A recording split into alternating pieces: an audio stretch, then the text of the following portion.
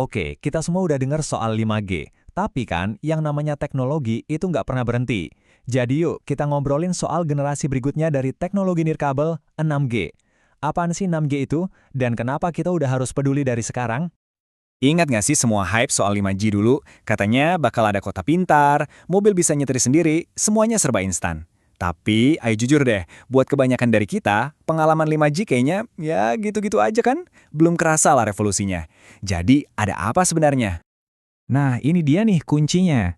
Orang-orang yang ngembangin 6G itu nggak pura-pura nggak lihat masalah di 5G. Justru sebaliknya, mereka belajar dari situ. 6G itu dari awal dirancang sebagai evolusi, bukan revolusi. Yang tujuannya spesifik banget, buat ngeberesin apa yang kurang dari 5G. Oke, jadi biar kita bener-bener ngerti 6G, kita harus bedah dulu nih masalah-masalah apa sih yang mau dia selesaikan. Yuk kita lihat titik-titik lemahnya 5G.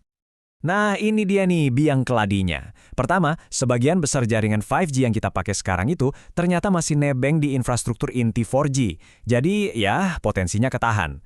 Terus, biaya buat bangun jaringan 5G yang asli itu mahal dan ribet banget.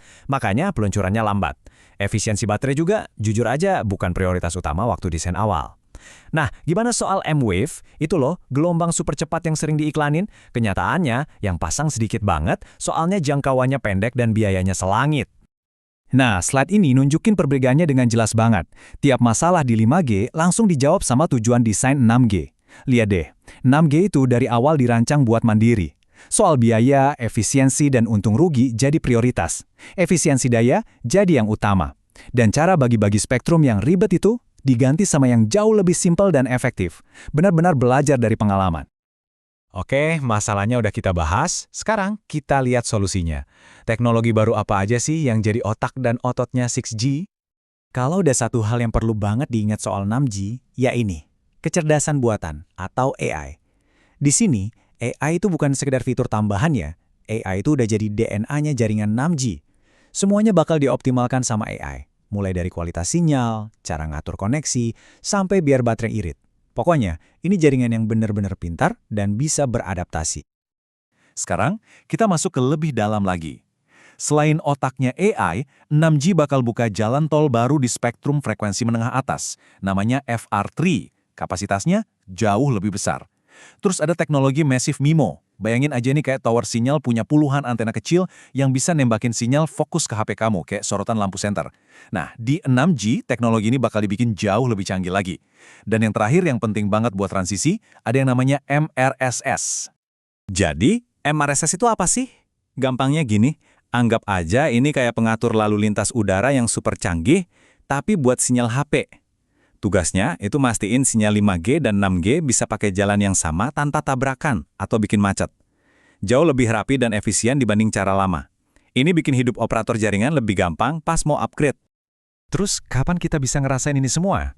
Nah, sekarang ini kita udah di fase riset yang gila-gilaan. Standarnya sendiri diperkirakan bakal final sekitar tahun 2028. Dan peluncuran komersial pertamanya mulai sekitar tahun 2030. Jadi ini bukan lagi mimpi di masa depan ya. Prosesnya udah jalan sekarang. Nah, di bagian ini nih, semuanya jadi super menarik. 6G itu bukan cuma soal bikin internet di HP kita jadi lebih ngebut. Ini soal ngasih kemampuan yang benar-benar baru buat jaringannya itu sendiri. Kenalin, ISAC, singkatan dari Integrated Sensing and Communications. Idenya ini, revolusioner banget. Jaringan seluler itu nggak cuma buat kirim data, tapi juga bisa berfungsi kayak semacam radar raksasa. Jadi jaringannya bisa pakai sinyalnya sendiri buat ngerasain dunia di sekitarnya. Bahkan bisa deteksi benda-benda yang nggak punya koneksi internet sama sekali. Keren kan? Coba deh bayangin, jaringan seluler di perempatan jalan, dia nggak cuma ngasih koneksi internet, tapi juga bisa secara aktif mantau lalu lintas, macet atau enggak. Atau bahkan melihat ada pejalan kaki yang mau nyebrang. Semuanya secara real time. Ini bisa bikin kota kita jadi lebih pintar dan lebih aman. Dan semuanya pakai infrastruktur yang udah ada. Dan tentu aja, ini juga ngebuka model bisnis yang sama sekali baru. Operator jaringan bisa aja nawarin penginderaan sebagai layanan atau sensing as a service. Jadi mereka nggak cuma jualan kuota data, tapi juga jualan kemampuan jaringan mereka buat merasakan dan menganalisis dunia fisik. Ini perubahannya gede banget.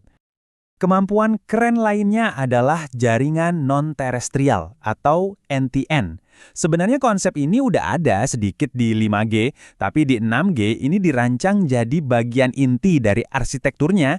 Intinya adalah ngegabungin jaringan satelit sama jaringan seluler di darat biar jadi satu kesatuan yang mulus, nggak ada putus-putusnya. Tujuannya apa? Simple, konektivitas global yang sesungguhnya. Dengan NTN yang terintegrasi penuh, 6G ini mau menghapus yang namanya dead zone atau area blank spot. Jadi, mau kamu lagi di tengah laut, di puncak gunung, atau di desa terpencil sekalipun, kamu tetap bisa dapat koneksi internet super kencang. Jadi, intinya buat kita apa? Pertama, baterai gadget kita bisa lebih awet, karena 6G ini fokus banget sama efisiensi daya. Kedua, dunia di sekitar kita jadi lebih pintar dan responsif. Ketiga, kita bisa dapat internet super cepat dimanapun kita berada. Dan yang paling penting, karena ini evolusi yang direncanain baik-baik, proses pindahnya harusnya jauh lebih mulus dan gak ribet kayak waktu ke 5G. Ini ngebawa kita ke pemikiran terakhir, kalau 6G ini benar-benar bisa ngasih dunia kita semacam sistem saraf digital, kemampuan untuk ngerasain, komunikasi, dan bereaksi secara instan, pertanyaannya adalah, kita mau pakai indera baru ini buat apa? Potensinya itu luar biasa besar, dan jujur, kita baru mulai di permukaan aja.